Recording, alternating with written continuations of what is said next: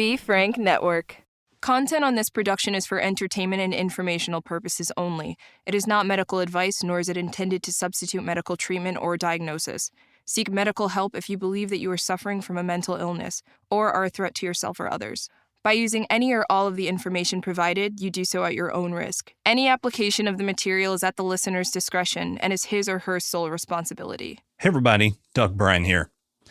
So many times we will go see a mental health provider and we'll get a diagnosis. And that's a scary thing because all of a sudden it is real. We have a name for what we are dealing with. And I tell people a lot, going to therapy in and of itself is traumatic. But what we have to remember is we are not our diagnosis. What we may be dealing with does not define who we are. It simply is giving us the perspective on the way to appropriately treat it. So remember, who you are is more important than what you have.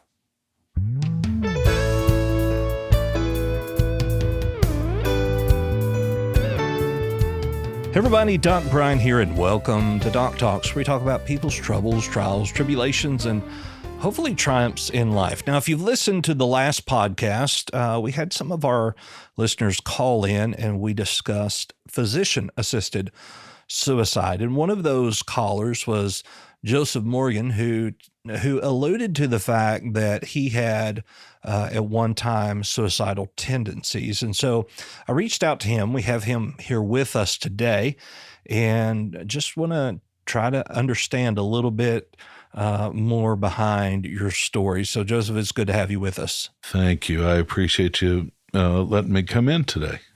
So you had alluded to or stated that you had suicidal tendencies in the past. Can you kind of tell us what led up to that, those intrusive or invasive thoughts?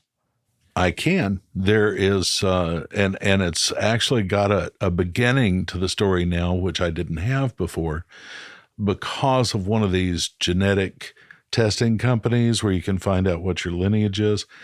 I was able to find out that I was one of 15 brothers and sisters, all of us hospital or firehouse babies. In other words, we weren't raised by our mother, none of us. And my mother was an alcoholic and probably a drug addict. And when I was born, I had fetal alcohol syndrome. And as you are well aware, there's all kinds of, just a whole host of problems with that, which brings me up to when I first realized that I was a little different, put it that way. And that's when I started realizing that I didn't comprehend things the way other people did, that I didn't seem to be as happy as other people were, difficulty in social situations, hugely inflated ego for no good reason. I think we would probably call it narcissistic at this point. It's still there, but it's actually part of the pastoral gifts. So that's I'll just pretend like you didn't say that part, but that's another broadcast. But anyway, the whole thing came down to, I guess, really when puberty hit, really solid when I was about 16. But I had already started using drugs. I was smoking weed. I was smoking cigarettes. Drinking came along later. It was harder to get a hold of. Yeah, I started having these huge depressive episodes. Again, I didn't have a name for it. By the time I was in high school, I was writing poetry that was concerning my teachers enough that they contacted my parents and suggested that I get some psychiatric care. And my parents, being the good upper middle class, blue collar Southern Baptist folks they were, said, no, only crazy people go to see psychiatrists. And our son's not crazy.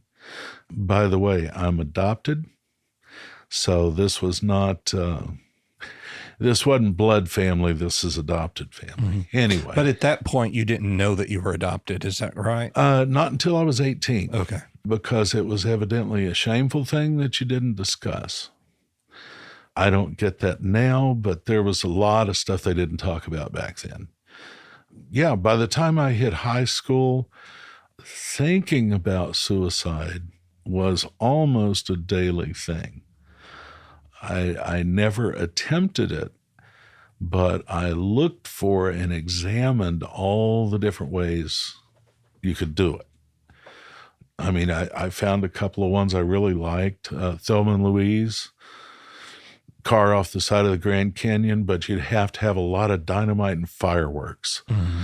You know, I mean, it was stupid stuff like that, but nonetheless, I just didn't care enough. I didn't want to be here. And if I could find the right way, I was willing to pursue that. Mm-hmm. So you had the thought, but you didn't really have the means at that point. Well, the narcissistic thing plays in. I'm way too pretty and way too special to do anything to kill myself that will hurt. See, because I should never hurt, because I hurt all the time, basically. Mm-hmm.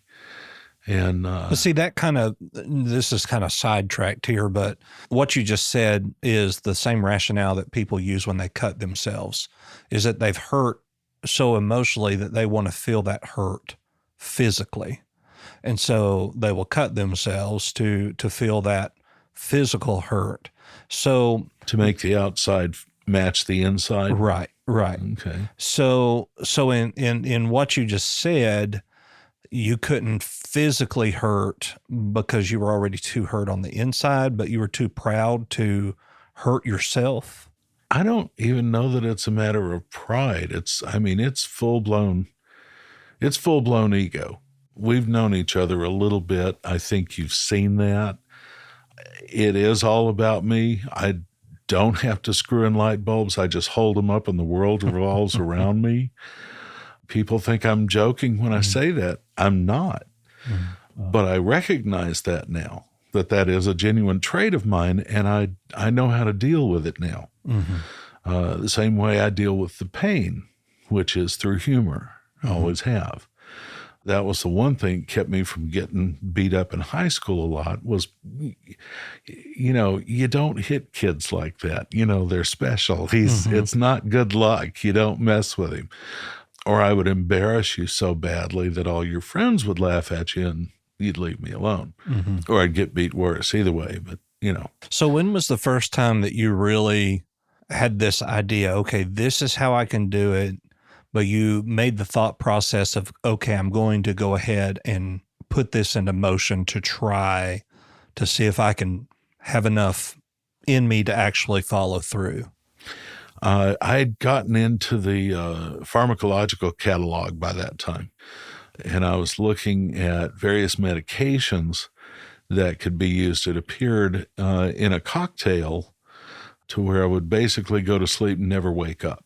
That was the idea. Because in that sense, there wouldn't be any physical pain. Right. For you. Exactly. I'd just go to sleep and never wake up. That's the mentality. We do wake up. We just wake up someplace else. Of course, then the problem became, how do you get a hold of said medications? I could get anything I wanted illegally. I tell people I had a huge drug problem. I did and I didn't. I did have a huge drug problem in that any drug I came across I would take. Didn't matter, didn't care. I didn't have a drug problem because I was broke, so I couldn't afford drugs. So, but when I could, I bought drugs. Which is kind of interesting because on average, men typically pick firearms or hanging themselves or jumping off a cliff, to where women typically go with the more I don't want to use the word abrasive, but non-violent ways with pills or cutting the wrist or drowning, that sort of thing. And so it kind of makes sense within your ego that you wanted to do it in a non-traumatic way. What was your thought process there was there any type of concern about the people who would find you in that situation? No. Okay. I cannot speak to everyone. Suicide for me it's a very selfish act. I don't care about anyone else around me. I don't care what they're thinking. I don't care what they're doing. They've disappointed me just like everyone else has. I'm out. Don't care.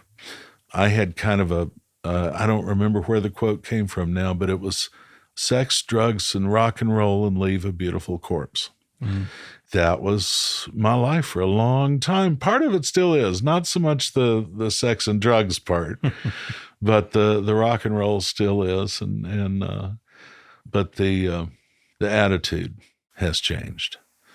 It's not been an easy path.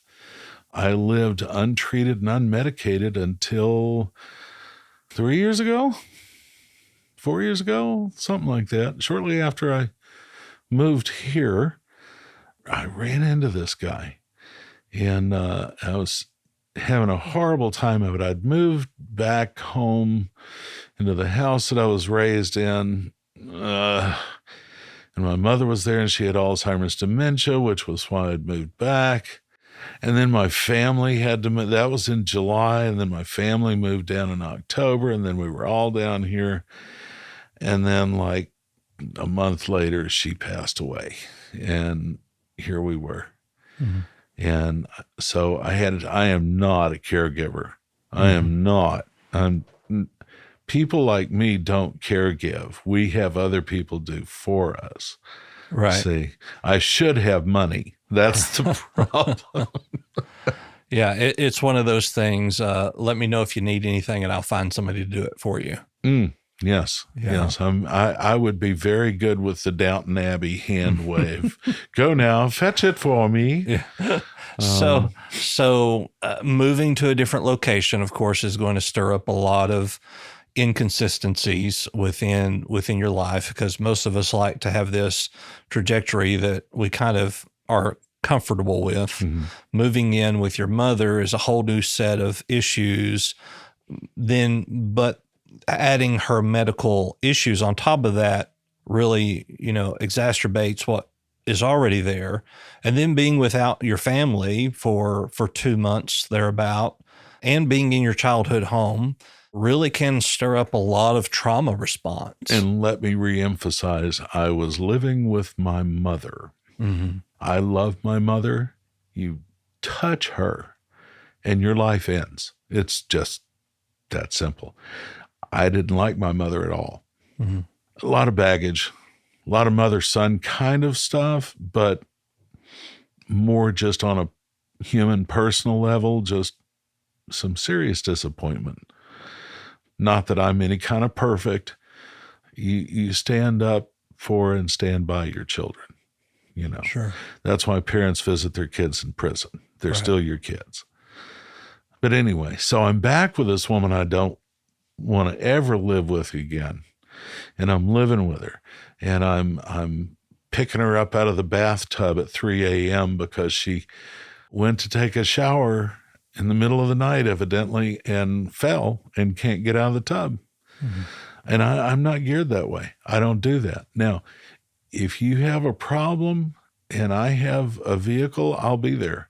I'm the champion of the underdog, but I'm not going to wipe your butt. I may pick you up out of the bathtub, but I'm just saying I'm not that guy. Sure. If you're bleeding out, don't call me. I know what to do, but I'm really not wanting to do it, Right. But yeah, all that. And there was another person that had helped me. I wouldn't have been able to be down here at all without her assistance. And that became problematic. And then this guy, he asked me the question that they always ask, do you feel like you are a danger to yourself or others? And at that point, yeah, I wasn't going to go out and hurt anybody, but yeah, given the means and opportunity, I was done. Mm-hmm. I was done. I was back where I didn't want to be, in a place I didn't want to be in, with a person I didn't want to be around, in a situation, circumstance that I was not geared to handle. And I was done. So assuming the person that asked you that, typically people, when they ask you that, they have some kind of civil liability that they must take action on? Did that occur in this situation? Yeah, this person was or is a doctor. So yeah, I mean, he really didn't have any choice in the matter. After the way he'd heard me talking, he kind of had, I think they kind of by law have to tell somebody. Please don't get me wrong. It was probably one of the best. Yeah, it was. It was one of the best things anybody's ever done for me. Just not at the time. I don't know. Within a day or two, the person had me committed, basically, or not committed, but just because I was on my own recognizance. But he managed to get me where I needed to be to get help. It didn't take long. Once I got out of the environment of the rest of it, I guess I got better. Plus, I mean, we had these group sessions, and what was very interesting was this is going to sound horrible. I was grouped with the suicides, and every single one of us had the same story. We take care of everybody else. Somebody else needs something, we take care of it. We're the champion of the underdog. We can't stand to see anybody hurt. We can't, or mistreated or anything like that. Every single person in there, listening to them talking about self-care, I saw a lot of myself in there. I drifted through days and times and just didn't, but somebody else needs something. I'm your guy. So did you find it therapeutic in a way that you felt like you were there helping other people? I did. And I actually spoke with one of the counselors there, and I said, look, if I'm saying too much or if I'm sounding too much like a counselor, give me the high sign or whatever, and I'll quit. And she was like, no, because you have the same sort of insights that we do with the training. Obviously, you've got that same sort of training or similar to it. And so, no, it adds to the thing. And yeah, if you decide to start taking my paycheck, we'll have a problem. Mm-hmm. But it was... And see, and now that you say that, I don't know if it was a good or a bad thing, because I was there helping other people, which is frankly kind of what I'm called to do. It's what I do. In the moment of being suicidal, being committed, which is tragic or traumatic rather, there was some hope that you found because you were still being useful. I'm sure that, see, I hadn't thought of that. Now you're making me think. You didn't tell me I was going to have to do that today. Yeah, I'm sure that played a part in it. I think the biggest thing, or one of the biggest things, was just being in I won't say sterile, but in a separated environment, rarefied air, if you will, someplace where I didn't have to worry about what else was going on the outside, someplace where I could kind of relax. Mm-hmm. And I was surrounded by three kinds of people. Ones that were far beyond anything I could ever do to help. Ones that were about on my level, so we're doing about the same thing. And then a whole bunch of them that were people that I could help, So one thing that I see a lot on social media is people asking the question, if you had gone through, how many years would you have been gone? And I think the answer to that question was about 3, 4. What kind of impact would that have left on your family had you gone through with death by suicide? It would have destroyed my son. My wife is very much a suck it up and carry on kind of person. She would have done fine. It would have devastated her mentally and emotionally, but she would have sucked it up and carried on. My son was special needs. Yeah, he wouldn't have understood that at all. I mean, looking back on it, which is the reason why I'm sort of in the same place mentally and emotionally as I was back then, but suicide's not an issue anymore. It's off the table. It is. Mm-hmm. It is. Doesn't mean I'm happy. Doesn't mean that I'm not depressed. Doesn't mean I'm not angry. I should mention we lost our son to COVID pneumonia back December of 2020. And it's just devastated us. I think the statistics say that within the first 2 years, most couples break up when they lose a child. I don't think that's going to be an issue for us. At this point, we're trying to work together, trying to talk to each other, trying to yell at each other, trying to behave like married people. Mm-hmm. We're having to get reacquainted. We got married, and a year later we had Miles, so we never really got to know each other as husband and wife. And so we're having to do that now.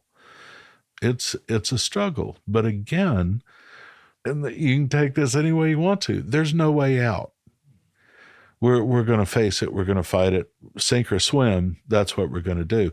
There's not a doorway out that says you can leave this world and get out of the problem. So what would you say to someone who may be listening today that is suicidal and they're under the perception that is the only way out? Okay, listen to everything everybody everywhere else says about committing suicide and throw away about 3/4 of it because they don't know you. You know you best. You know you better than anybody else does. You know what makes you happy. You know what makes you sad. You know what makes you angry. You know what makes you want to kill yourself. So 2 things you can do. 1, I don't care what anybody else says. If you have any way at all, run quickly and get help. Go to your closest hospital. It's not a thing. Just go and tell them I need help. That's what they're there to do. That's their job. They don't care who you are. They care that you don't kill yourself. Mm-hmm. That's their job. That's what they're there to do. And they're good at it. And the other thing, you're going to hear a lot of garbage from people who have no idea what it is to be suicidal or probably not even to be depressed.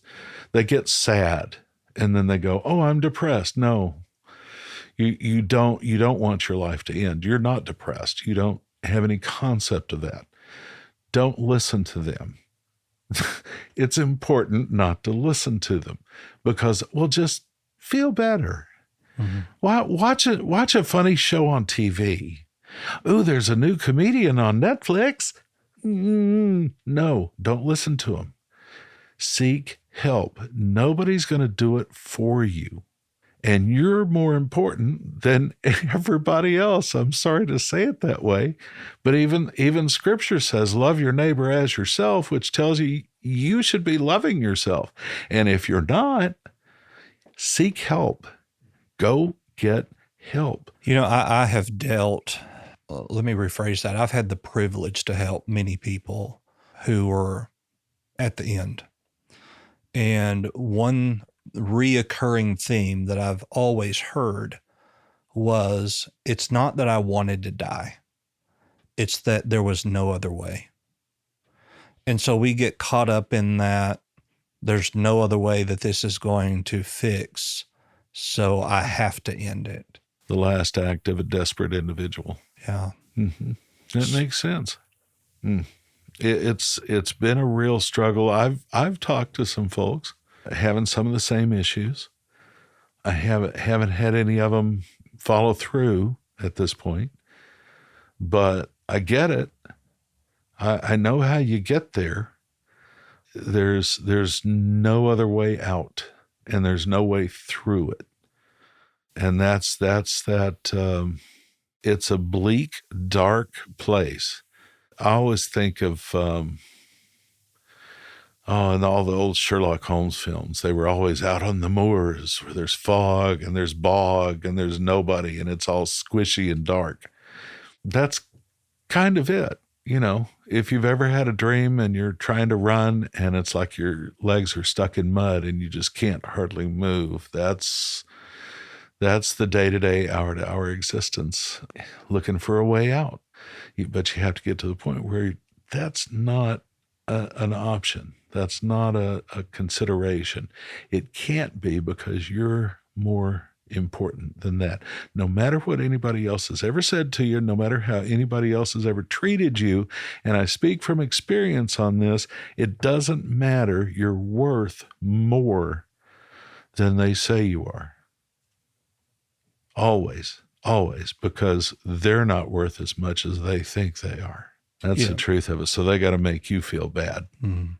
And you're worth more than you think you are. Maybe not you, but persons in this situation. Yes, it just verifies what I already know. Yeah, it's, again, like I say, that getting someone to actually go, okay, you need help, and then helping make that happen. One of the best things that's ever happened in my life, because somebody actually took possession of this and said, I'm going to get you help, where that had never, not even in the family, that had never happened. Only time I ever saw a psychiatrist was when it was court ordered. And that's a whole different story there. Yeah. Again, I suspect part of the fetal alcohol syndrome and things like just not being able to cope. My parents didn't know. You didn't talk about stuff like that to people. So I was just quietly going a little nuts all by myself, and nobody knew or cared to look. Yeah. And I think that's probably the biggest thing, is that we don't want to think that somebody is so low that they may attempt suicide, because that makes us feel inadequate. And like we didn't do enough, and somehow we blame ourselves to the point of where we don't help, because that would make us be accountable. Mm-hmm. And I have to wonder if that's not why there's a term for it. I think it's suicide cloud or something like that, where usually kids, one of them will commit suicide, and then another one, then another couple, and then you'll end up with 5 or 6 suicides from the same area, the same group of kids. And now with the internet, we're seeing that from other places, where one kid here will do it, and then another kid over there, and then another kid over there, and then another one on a third place, and things like that. We didn't have that connectivity back then. So, Well, I appreciate you being with us here today and sharing your story. I know that's not always something that's easy to do, but I appreciate it. Well, somebody has to. Too many lives are being lost because we don't talk about mental health. And I mean, with my training and with what I do and everything, I should be so far beyond this sort of thing, and I'm not. It can affect anyone. Get help. Absolutely. As someone who has lost a family member to suicide, the topic is very close and near to my heart.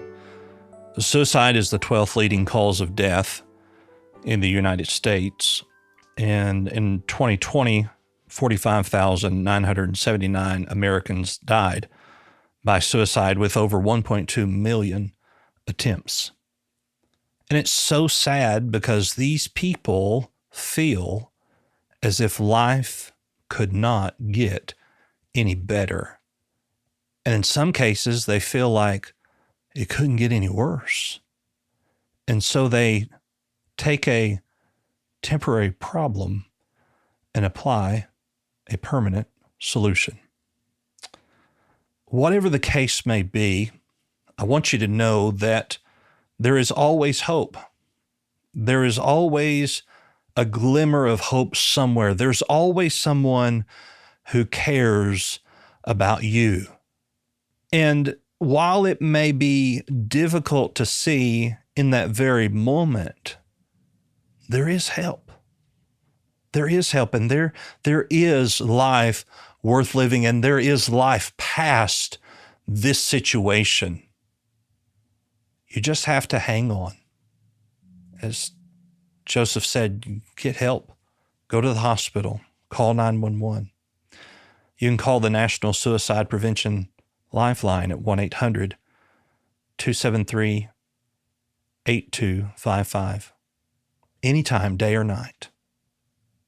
Your life is valuable. You hold your destiny in your hands. And please, please don't cut it short. We need you. We want you. You're loved. Once again, you can call the National Suicide Prevention Lifeline at 1-800-273-8255. Of course, I'm Doc Brian. You can find me at my website, thedocbrian.com. You can find all of my social media links there. As always, we want to hear from you. So if you want to, give us a call. Just send us a text, 910-777-7239. That's 910-777-7239. Of course, Doc Talks is a part of the Be Frank Network. You can find all of our podcasts there at befranknetwork.com. We hope you have a wonderful day. And remember, life is worth living. We'll see you next time.